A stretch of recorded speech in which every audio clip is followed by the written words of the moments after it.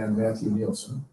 I want to thank you both for giving us the opportunity to introduce yourselves to our group and to our residents.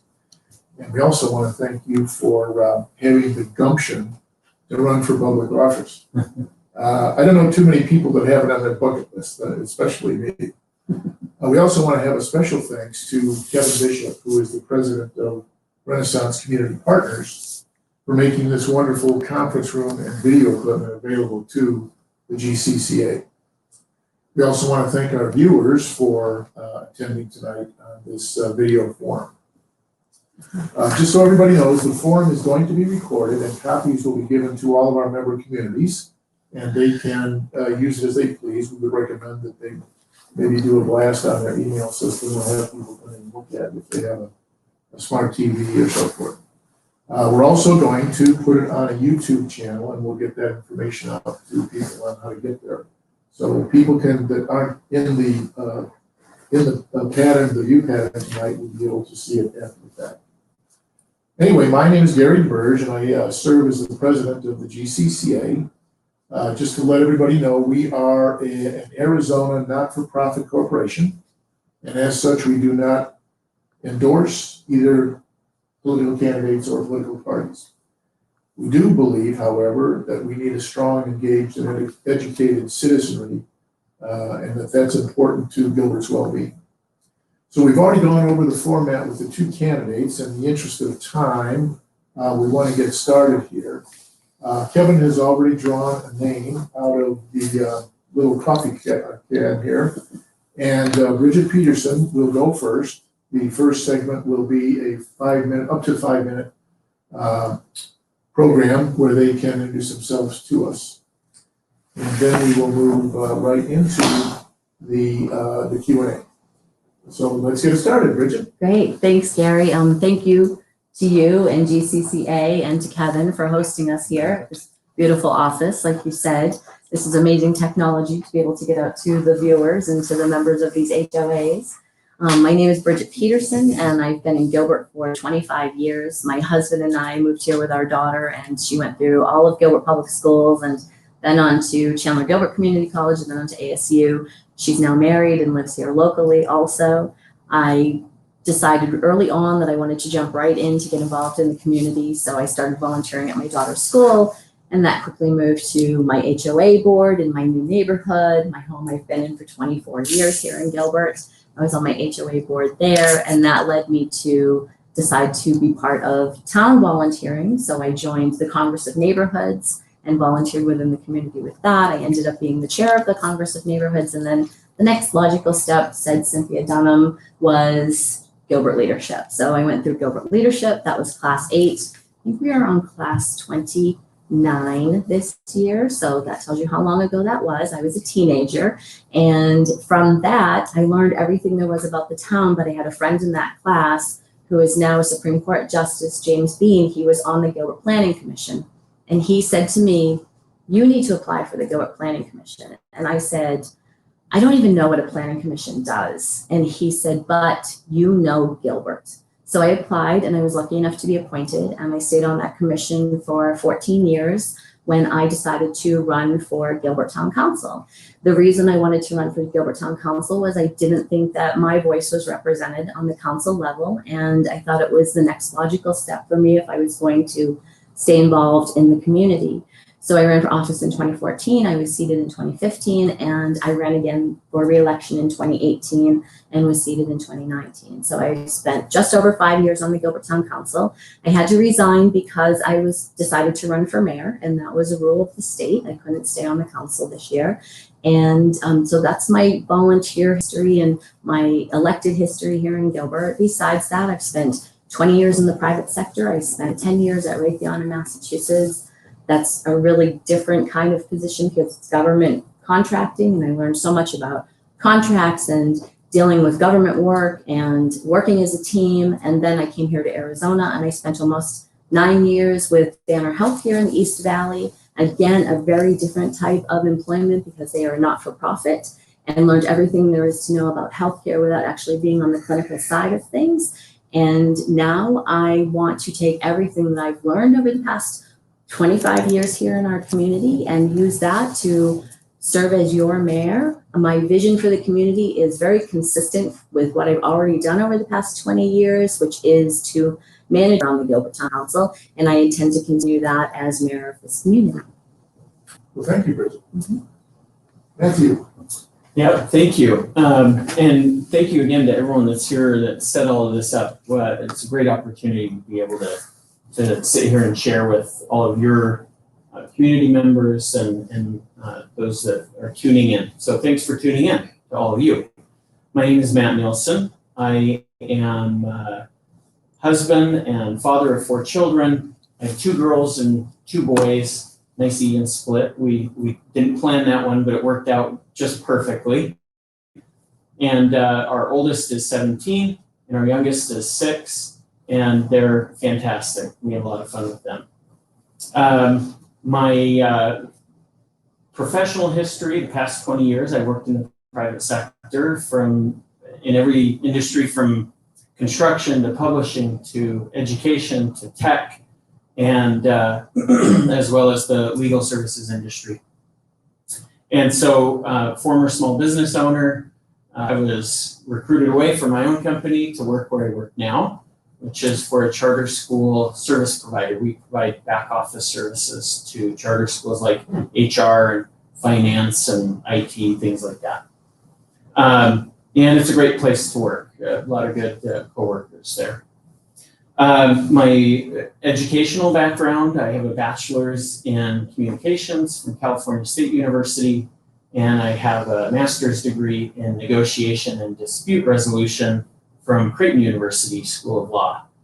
And I did that, I pursued that particular degree at that institution because I wanted to get into mergers and acquisitions, but as a non-attorney. So I didn't pursue a Juris Doctorate degree. I did go to a law school because there were law classes, so all the classes that I took, except for I think 2 during my graduate program, were through the law school. And so that went very well. I was able to graduate there and start my own company. And I operated that for a few years and helping law firms in the Midwest, mostly in Omaha, Kansas City, and Des Moines, Iowa, to grow through mergers, acquisitions, and I also help them with strategy and operations as well. So through all of that experience, I learned a lot. And of course, leading up to that as well, I continue to learn on a daily basis and refine my skills and knowledge in budgets, in operations, of course, in strategy, and so on and so forth. I'm excited to get rolling and take the mayor's seat and do the best that we can here for the town of Gilbert. My priorities for this town are largely to maintain the wonderful characteristics that we already enjoy in Gilbert. And those are things like the family-friendly feel that we all love, the reason that a lot of us moved here, as well as, of course, public safety and the small town feel. For a town of over 262,000 people, it sure doesn't feel that way. It feels like a small town. And there's a lot that goes into that. That's not just one thing that you flip a switch on or off to maintain that. There are a lot of moving parts there, but I'm committed to doing what I can to make sure that that our community maintains those wonderful characteristics that we all love and that attracted us here, and that frankly attract a lot of people here every year. And so that's my priority for the town of Gilbert, first and foremost, is to keep what's great about our town. Of course, we need to modernize. Of course, we need to grow, and we will. But we can keep those great things about our town as well. So, thank you again for having us tonight. Appreciate the time. Okay, thank you, guys. The questions that you're going to be addressing were provided by our members, and some of the questions kind of overlapped and so forth. So we put them into buckets. And then we tried to thin down the questions to make it as specific as we could without there being too verbose. So we have 5 buckets. The first one is called neighborhood ties. And let's see, Matthew, since you were the second one on the draw, we're going to start with you. First question is, do you live in an HOA managed community? If so, did you serve on the HOA board? Either way, based on what you know today about the GCCA, what is your opinion of the organization? And are you comfortable working with us if elected? Yeah, great question. So yes, I do live in an HOA managed community. I live in Morrison Ranch. Because I live in Morrison Ranch, we're in a little bit of a unique situation where, specifically in the portion that I live in, residents aren't currently serving on the board of Morrison Ranch, and you know this. I have served on an HOA board in the past in another state, another community, where I served as vice president for a couple of years, and we had a nice little community of just 70 homes in the Sacramento area of California. And so I understand how HOAs work. I understand the moving parts that are necessary, all of the things that you have to maintain your own infrastructure to some extent, depending on how that community works or your specific community works. But yeah, I have experienced that. It was a great time. I enjoyed that. And I do look forward to working with GCCA members here in Gilbert. Okay.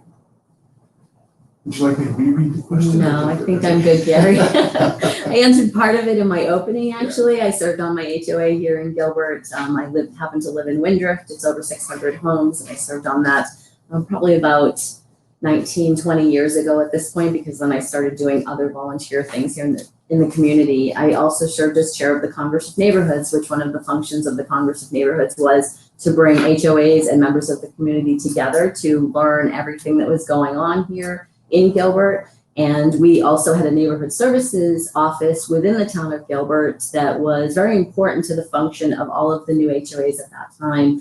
A lot of people don't know that in 1995, the town council passed an ordinance that said every new neighborhood has to have an HOA here in the town of Gilbert. So every new neighborhood that's formed has an HOA under those circumstances. I've already worked with you, Gary, and GCCA. We've done events together. I've come for Easter egg hunts for events, and I think that was partly for you. And I've come out to talk about bond issues that were going to be on the ballot. One thing that I would really like to do, that I wanted to do when I was on town council, and I just had too many assignments, so I thought I'd get to it in this second term, and here I am running for mayor. So I would love to have some sort of a neighborhood community forum to get people together again. I think that we are past that time and we need to bring everybody back together again. So that'd be something I want to work on. Okay, thank you.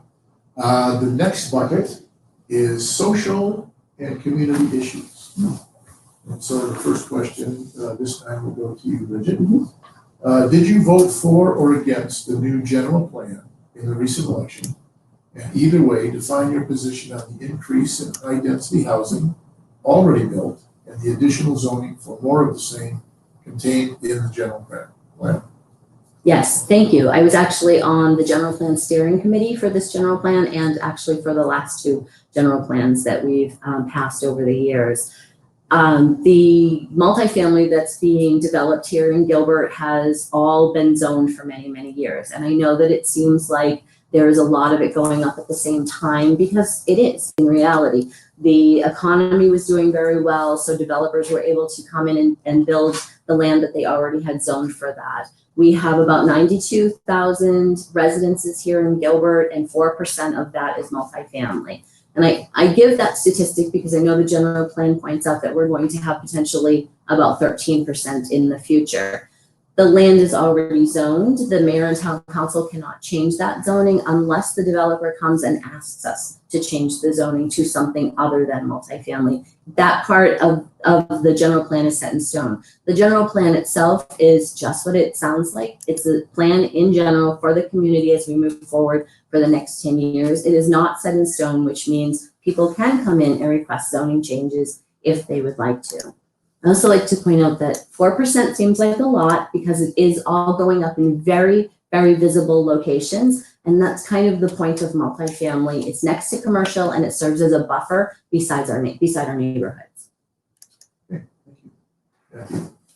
Yeah, so I was just talking to a group earlier today about this over a lunch event that we had. And it is true. So Proposition 430 is the general plan, came up on our August 4th ballots. And I voted against that. And here's why. And by the way, anyone that asks me how they should vote on that, I also advise them to vote no. And here's why. I feel like that, because it only comes up for a vote before our community here every 10 years, it ought to have had a lot more community involvement. I understand there's a planning and zoning commission, and that there are other ways to get involved and to learn about that. But the fact of the matter is that a lot of Gilbert residents just didn't know what it was and voted yes or no based on very little information. And so my priority would have been to get more information out to the community and to get creative in how that was communicated so that people were more informed prior to voting for or against it. And so that's how I voted on that. There's no rebuttal allowed. You're not doing rebuttal. We didn't talk about that, so okay, thank you. Question for you, Matthew, this time. Is any of the high-density housing plan for low-income projects, is HUD or any other federal or state agency involved in any way of the planning? And if so, what conditions are attached? Yeah, so as far as I understand it, the answer to that is no, that there isn't any Section 8 housing plan or HUD housing plan. However, there are federal laws, as the question indicates, that require certain percentages of new builds to, and certainly to qualify for federal funding, you would have to participate in that program. And so there are some developers that's why we have a lot of those programs around the country, is because developers seek that additional funding. My understanding is that currently there isn't a lot of that slated in the new developments that are going up. But certainly that's something that I'm going to have to dig in a little bit more. It's a great question. But my understanding is that at the current time, there is not a lot of that that's slated to go up. There is not, that I know of, any federal or HUD that is included in any of the new projects that are going in. There may be some units already in Gilbert in some older sections of town, and that is very slim, very low numbers of those. The rents in these new apartment complexes, multifamily here in Gilbert, is very high. I mean, I think it's very high. I think it's very high for our residents to live in, and not that I know of that any of them are even looking at any of that. All right, the next question is for Bridget to begin. This is the hottest and driest summer on record, and Arizona's low desert has been in drought conditions for some time. Given the approved general plan for expansion, especially high-density residential, how will you as mayor deal with road congestion, infrastructure requirements, and long-term water availability? Mm-hmm. Every city and town in Arizona has to have a 100-year water plan, and within the past 18 months to 2 years, we did a water purchase with the San Carlos Indian tribe up in just northeast of here. They sold us some water rights that will protect Gilbert for many years to come. It took more than a dozen years for that to come to fruition, that deal to come to fruition, because it has to go through the federal government, which causes some red tape and some long-term issues. And we finally got that passed. Very proud of that. Gilbert's very good about our water conservation. We use 100% of our reclaimed water. We're very good about everything, new projects coming in, making sure that they bring the water that they need to.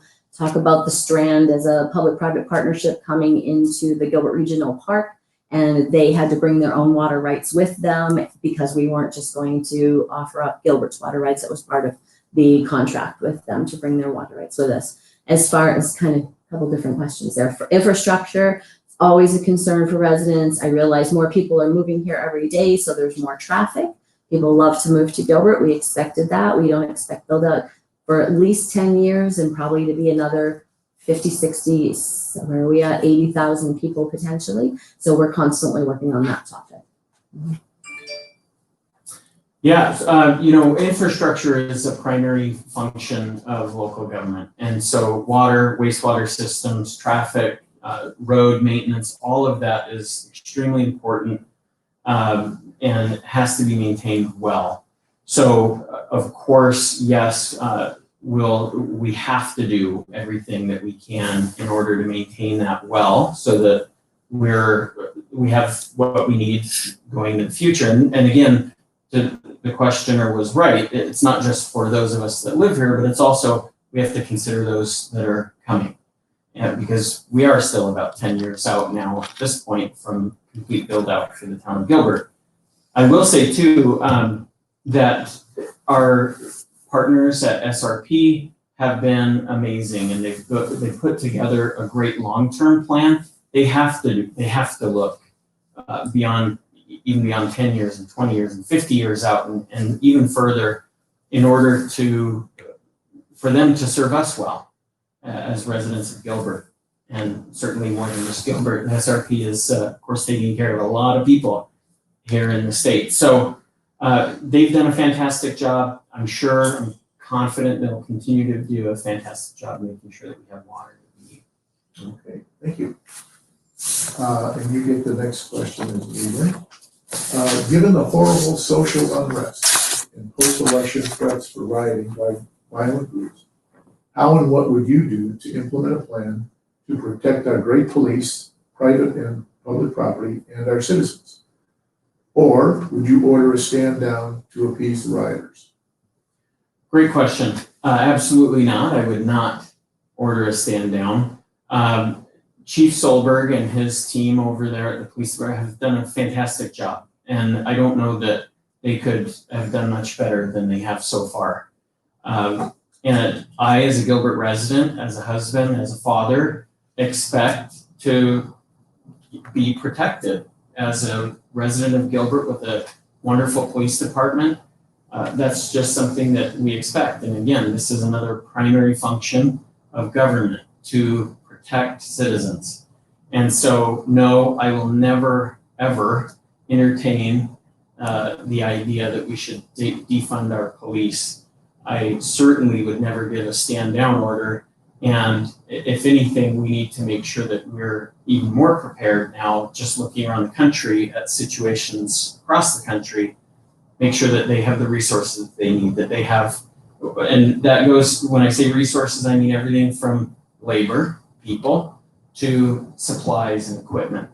And not just that, but also the training that they need to handle situations well.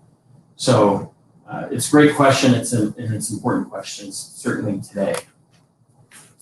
Just had this conversation with Chief Solberg, and there is no way I would ever order to stand down. And I don't think our chief would take that order very well, knowing Mike like I do. And I am here to support and protect our public safety. I fought hard for them to get the public safety training facility that my opponent voted against. I want them to be able to have everything that they need to do their jobs and to make sure that we can fill those positions.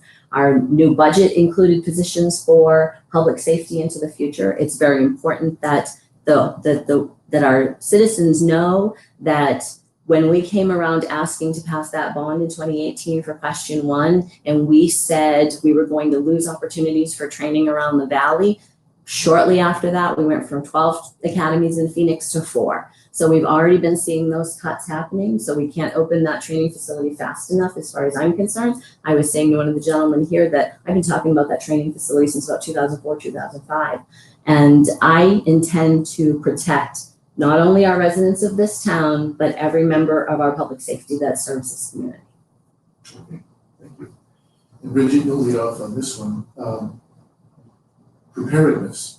As we have seen play out in other places, large bands of well-funded and well-organized violence can overwhelm our local police personnel. Would you support a group of private citizens who join together for the following purposes? Develop a communication system to back up our police, assist in protecting private and public property, establish neighborhood watches, video violent individuals for future arrest, recruit medically trained personnel to treat any injured officers or our citizens, locate and photograph license plates of the riders? That's quite the question, Gary. So my husband would say, yeah, let's jump right in because I'm all for supporting our public safety. And I say, as mayor of your community, we have to make sure that everybody is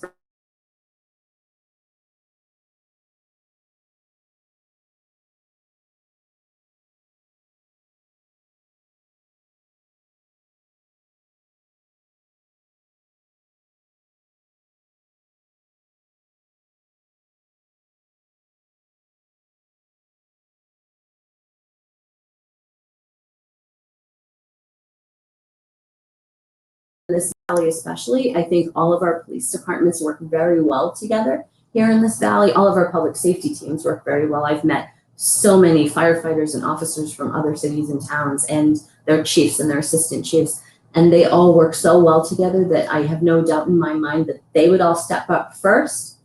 But then if our citizens needed to get involved, I also have no doubt in my mind that our citizens would come in strong to help us. Yeah, I have been down at the Back of the Blue rallies a few times at Gilbert and Warner. And I did that because I support our first responders and certainly our police department. Really quickly, as far as the training facility goes, I voted against that because it cost triple the amount that it should have based on other market valuations and bids that came in, something that my opponent voted in favor of, spending triple the amount that it should have. But as far as these rallies and citizens getting involved and to support our police, I would say let's absolutely make sure that those who have the training, that have the job title to get out there and perform those services for us, they ought to be first, of course, and foremost out there taking care of their duties. As far as others joining in and helping, my priority, I wouldn't necessarily be against that at all. I would just want to make sure that everything was being handled in a way that our law enforcement was comfortable with. So if there was tight coordination there, if there was some kind of assurance that Chief Solberg had that those who were coming to support had the background, the expertise, the knowledge, the judgment, then I would be okay with that.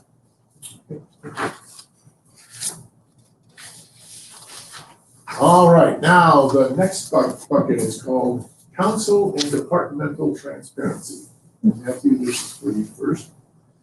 You believe the creation of the new department, Gilbert Ambulance Services, at substantial cost to taxpayers was given sufficient transparency and notice for public review. And would you have voted for it if you were mayor at the time?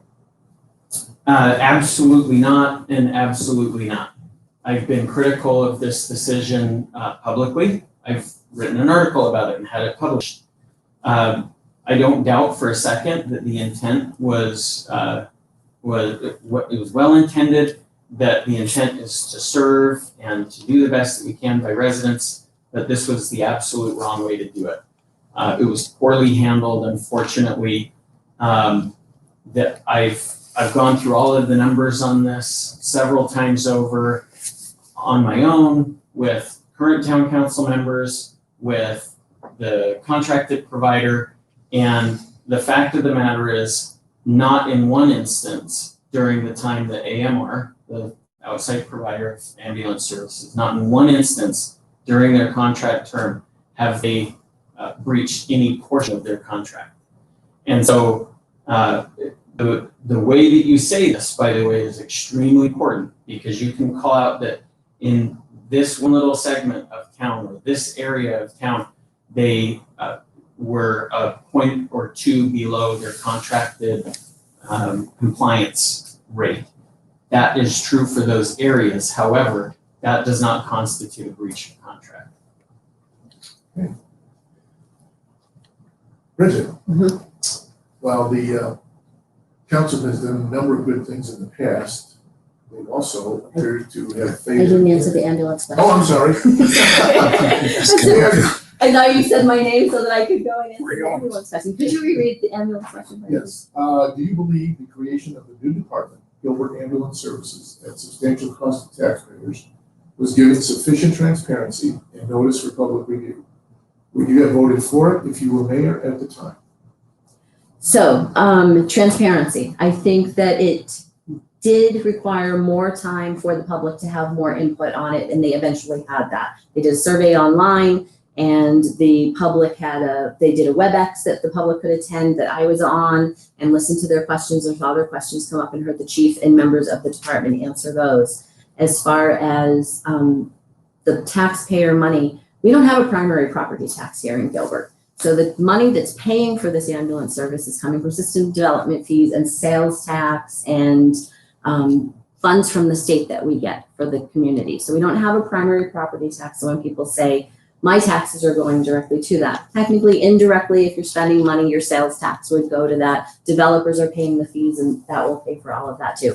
Not a new department within the community, because we already had an ambulance service within the town of Gilbert. We had set that up a couple of years ago when we went out for our certificate of necessity to have an ambulance running within the community.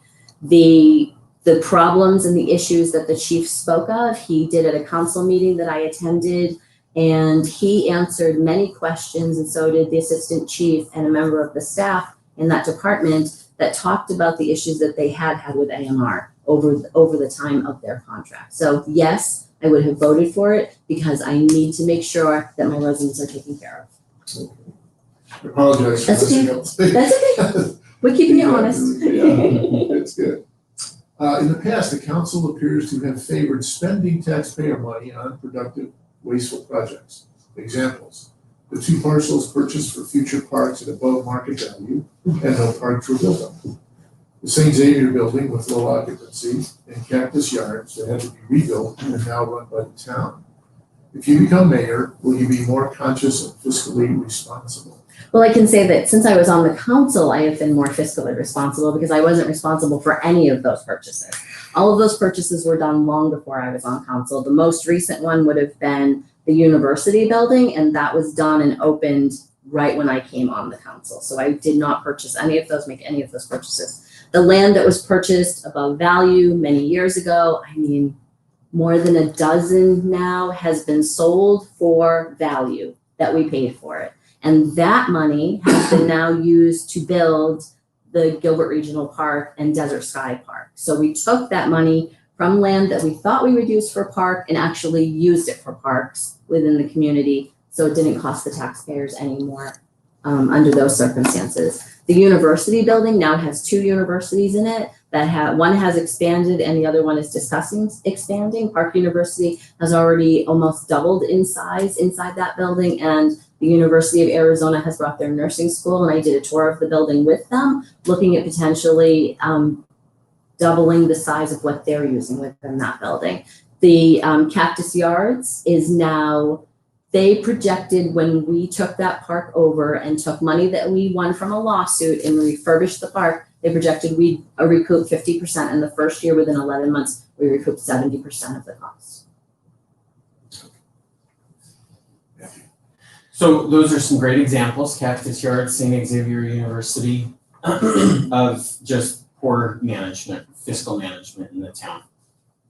Cactus Yards right now, I saw a recent report that came from town staff that showed that Cactus Yards before amortization or depreciation cost taxpayers every year, $600,000 a year. Now add in amortization, depreciation, and you're easily up right around $1 million a year. St. Xavier University costs that building, which is now occupied by 2 tenants rather than the one, costs taxpayers every year right around $2 million a year. Just those 2 projects alone cost us $3 million a year. Now, mind you, when I say what that costs us, what I'm telling you is that that's how much taxpayers in Gilbert pay into these 2 projects just to get to break even. That means we're filling a hole every single year to the tune of $3 million for just those 2 projects. I can tell you that I would not have voted for those. I hope that I would have had, and of course hindsight is 20/20, so it's easy to say that. So just to give the benefit of the doubt, if I had voted for those, I certainly at this point would be voting to sell them off. Okay, thank you. We're into the next bucket, which is seating of council members. At least, first here. Gary's bucket list. A newly elected council member has filed suit to be seated immediately per a state of Arizona law. Are you aware of such a law? And if so, do you believe the electee should be seated immediately? Yes or no, and why? Otherwise, if no such law pertains to Gilbert Council electees, what is the process for seating new elected members to the town council? Yeah, great question. So this one, a question that we've had before, that I've addressed before. Yes, I'm aware of the law. I'm aware of the lawsuit. That is an actual law that is on this in state statute. It's very clear, actually, that what is supposed to happen. And a judge ruled in Mr. Hendricks's favor, which he had appealed to be seated right away. The judge said that according to state statute, he found in his favor that yes, upon completion of the general election, that Mr. Hendricks should be seated. My opinion on this is that we really should not be in the business of promising people seats, appointed seats on the town council that state statute doesn't allow. I think it was an honest mistake by town staff, town council, but it was a mistake nonetheless because state statute dictates what should happen in that circumstance. Mr. Hendricks is in the process of appealing that decision and has asked for all of his legal fees to the tune of $35,000 so far. But with the appeal, I would imagine that that number will go up. He was granted to be able to be seated as of November 3rd, but filed an appeal this week to that judgment and to ask for his legal fees at the same time. We had set a precedent in Gilbert for doing this. We had appointed somebody in Jen Daniels' seat when she moved to mayor and appointed a council member, and that person stayed until January. The process had been for almost 20 years that in January, everybody was sworn in at the same time. Nobody ever thought about something like that. Nobody would ever consider removing somebody from a council seat in Gilbert until this situation happened. It's unfortunate that it happened. It's unfortunate that he is appealing, in my opinion. It's extremely unfortunate that he's asking for the taxpayers of Gilbert to pay his legal fees to appeal that case and to potentially take that seat when it's already been decided he could take it as of November 3rd after the general election. And it just is, it's not a Gilbert way of doing things, and it's not a kind way of being a member of this community or starting out as a member of our town council. It's disappointing to me. Okay, we're down to the last bucket. And Bridget, this goes to you. I hope I have it right this time. I think so. The topic is new construction tax on businesses. Are you aware that the town council recently voted to add an additional tax of $5.15 per square foot for new business construction in Gilbert? Where will this tax revenue be allocated? If you were mayor at the time this tax was proposed, would you have voted in favor of or against it, and why? I'm trying to think of a $5.15. Was that part of the SDS? Part of the SDS. Yeah, so part of the system development fees, there was an increase for system development fees about 18 months ago, maybe more, because I think it was when I was running for office in 2018. So about 2 years ago, a little bit more than that, to increase the system development fees for new development. We've had a very strong desire in Gilbert that development pays for itself over the years, so that when new issues come up as far as infrastructure and those kinds of things, that the town has the money to pay for those things. So we increase the system development fees on new development to help with those issues for the future. So no, I would not have voted in favor of increasing that tax, that fee on people, on developers, on builders. I'm a small government, low tax kind of guy just naturally anyway. And so I have that going for me in this race. People don't like taxes, and especially when, we pay so much into the budget already through different taxes, the secondary levy, the sales taxes that we pay. The budget for the town of Gilbert is knocking on $1 billion. And That's a big number. That's with a B, by the way, $1 billion. And so, no, I don't see a need for that. I was talking, in fact, today to a Gilbert resident who's been drafting plans for custom homes for a very long time here in town.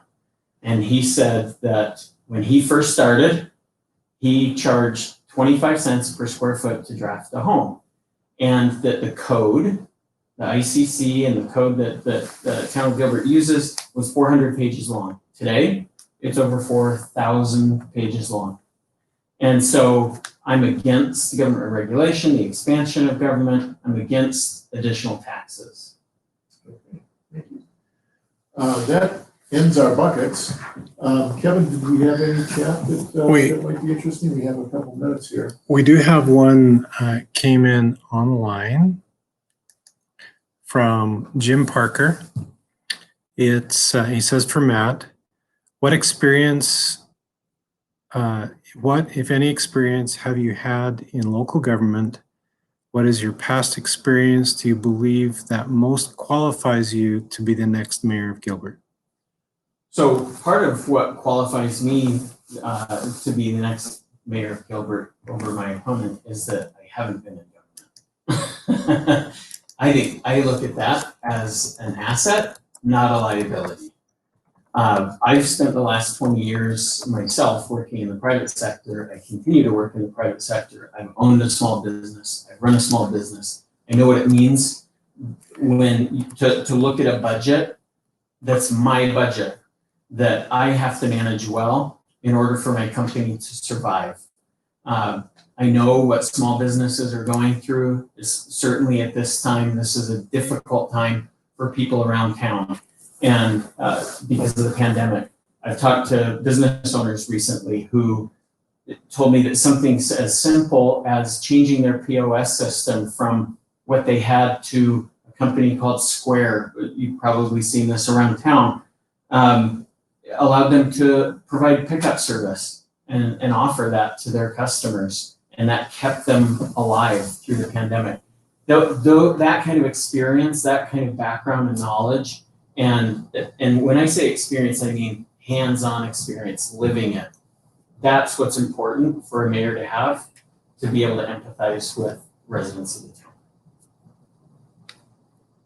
Do you want to turn that in any way for Bridget to be able to say something? Bridget to Sure. respond to the question. I think the best and most experience that I have is my time serving this community for the past 20 years. I have learned the ins and outs of this community. I know when things were done, how things were done, why things were done, and who did them over the past 20 years. It takes about 18 months to acclimate to being a new council member or a new mayor, and I have that already behind me. I've done that. I know what to do on day one. I know who to talk to on day one. I know the stories that have happened. I've had the same conversations with businesses here in the community, but I've been having them for 5 years, not just 3 months while I was running for this position. I have been working with those businesses. I was endorsed by the Chamber of Commerce. I was endorsed by Public Safety. I was endorsed by We Serve for the realtors. I was endorsed by the Arizona Police Association. I have the experience, I have the support, and I have the know-how to lead this community into the future. Okay, well, we're now into the wrap-up section, that might have been it. Well, I know. So we're going to start with Matthew. You can have 5 minutes to wrap things up. Do whatever you want to do in terms of topic. Great, yeah. Again, I would just want to express my appreciation to each of you here in the room. Those of you that are off camera that our viewers can't see, appreciate your efforts in setting this up and providing this opportunity. So really appreciate that. I'll just end by saying this. All of the things that qualify me best to run for mayor of the town of Gilbert are the things that my opponent lacks. And there are a couple of things that I think are important for people to know. First, in a recent interview that was given a forum like this, my opponent stated almost verbatim, I'll get it close, that she couldn't think of a time when she led an effort initiated an effort, an initiative on the town council. And yet she would like to lead the town as mayor. I can tell you that as I go around and meet with business owners and residents here in the town of Gilbert, they're looking for someone that's going to be strong on the issues, that someone that can say no when the answer is no. Certainly not to be an obstructionist and just lay down in traffic just to be a speed bump. That's not the point. That's not useful and it's not helpful. However, from time to time, the correct answer to a proposal is no. I've gone through 3 years now of Bridget's time in office, in elected office. I've gone through all of these minutes and I've looked at when a proposal was brought before the town council for a vote. And the question that I asked myself as I reviewed these documents was, did my opponent answer or vote yes or no on that proposal? I have yet to find one instance in the first 3 years of her service on town council where she voted against a proposal that was brought forward to the council by town staff. To me, just statistically, that seems very unlikely that one opportunity wasn't taken to say no to a proposal that was brought by town staff. And I'll grant that I haven't been through every year of her service on the council, but from time to time, the correct answer is absolutely no. But I haven't found that yet in any of my research through all of the town meeting minutes that I've found. So I'll just say this, that my time as in the private sector, that my formal education and negotiation and dispute resolution have prepared me in ways that that will allow me to lead the town of Gilbert, to cooperate and coordinate, not to be obstructionist, but to know when the correct answer is no and to give that answer. Again, thank you so much for your time. I really appreciate you allowing us to come and spend some time with you tonight. Okay, thank you. Thank you for having us, all of you. I know I've met a couple of you before, and Kevin and Gary I've known for years, and thanks for having us here tonight and give us this opportunity. It's funny that my opponent says that I don't say no, because I think one of the projects that I definitely said no on was his charter school that he works at for ALA, and there have been many instances that I choose to work with staff and developers behind the scenes and not come out on the dais and blast our team from the dais, so I get my questions answered. I give my yeses and my nos behind closed doors before we come out, and then we discuss and we vote. There have been plenty other situations that I have voted no and voted against things, and that's an interesting take on that Mr. Nielsen has had. As my opponent stated, he has a degree in communications and negotiations, but as a mayoral candidate, he didn't know enough about our general plan to give people the information to be able to vote on it on the election day. He said here tonight and at a forum that we were at last week that he just told people to vote no. That general plan had been worked on for over 2 years in this community, had hundreds of people have inputs into that general plan. There were surveys done, there were questionnaires done, people participated in person at meetings besides the stakeholder groups. Or the stakeholder group that I was on. Besides that, we had hundreds of input from our residents into that general plan. It had been advertised over and over and over again. We had dozens of inquiries, questions, comments, input that we took and made changes to that plan as we were bringing it forward. And then it came to the town council after the planning commission came to the town council, and with a 7-0 vote was put on the ballot for our residents to vote on last August. I think that somebody that has his background should have been able to know those facts and be able to talk to people to give them enough background to let them make their own decision. I know this town. My heart and soul is in this community. I have served this community well, and I intend to continue to do that into the future.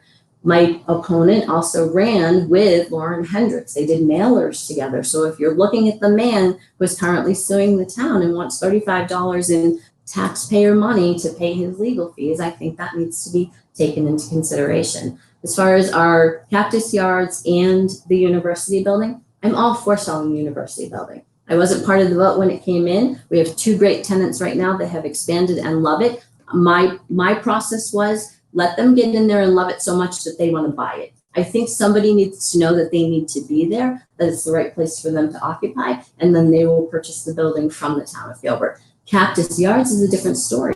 There are 8 fields there that if we sell that property, we are 8 fields short for our children in this community to be able to play sports, or the indoor soccer fields for people to be able to go and play soccer. The way it was being run previously before the town of Gilbert took it over, under my watch as a council member before we took it over, you were being charged to go in. There was a fee to go in. We don't do that now. Our residents can go in and use that park anytime they want to.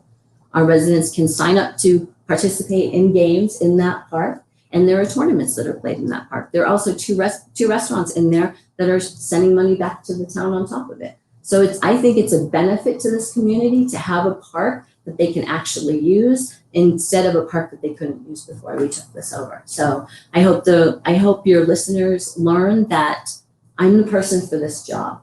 There's no doubt in my mind. I've had those conversations for the past 20 years. I've said yes and I've said no. I know who to talk to, when to talk to them, and how to speak to them. And I want to serve the town of Gilbert. I am the proven choice. All right, well, thank you both very much for this entertaining evening. And we wish both of you the best as the election approaches. And one of you will be our mayor, and we'll congratulate you, whoever it is. Thank you.